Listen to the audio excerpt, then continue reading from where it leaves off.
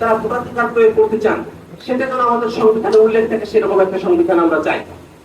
আমরা যদি খুব সংক্ষেপে বলি যে কেমন সংবিধান চাই, এমন সংবিধান যে সংবিধান বাংলাদেশের গণতন্ত্রকে সুরক্ষা দিতে পারে, এমন সংবিধান যেটা বাংলাদেশের মানুষের অভিপ্রায়কে ধারণ করতে পারে,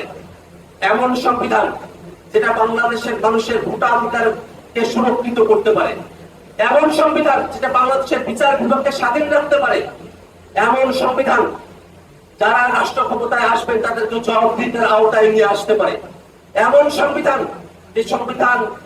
ক্ষমতাকে কেন্দ্রীভূত না করে ক্ষমতার বিকেন্দ্রীকরণকে জারি রাখতে পারে, এমন সংবিধান যেটা বাংলাদেশের রাষ্ট্র ক্ষমতায় ভারসাম্য নিশ্চিত করতে পারে, এমন সংবিধান যেটা বাংলাদেশের সকল শ্রেণীর মানুষকে ধারণ করতে পারে, এমন সংবিধান যে সংবিধান বাংলাদেশের সকল ধর্মের মানুষ, সকল সম্প্রদায়ের মানুষ, সকল জনগোষ্ঠীর মানুষের অধিকারকে ধারণ করতে পারে, এমন একটা সংবিধানই আমরা প্রত্যাশা করি। এবং এই সংবিধান আমরা যদি নতুন করে লিখতে না পারি, তাহলে পূর্বের সংবিধানে এত সব চাওয়াকে আমরা গ্যারান্টি করতে পারবো না। যে কোনো সময় কোর্টে এটাকে চ্যালেঞ্জ করা হবে, কোর্ট সেগুলোকে বাতিল করার অথরিটি রাখে, যেহেতু এই সংবিধানের বেসিক স্ট্রাকচার ৭২-এর বেসিক স্ট্রাকচার হিসেবে প্রতিষ্ঠিত হয়ে আছে। আমরা এমন সংবিধান চাই যে সংবিধান তার নতুন বেসিক স্ট্রাকচার দিয়ে জাতির কাছে হাজির হবে।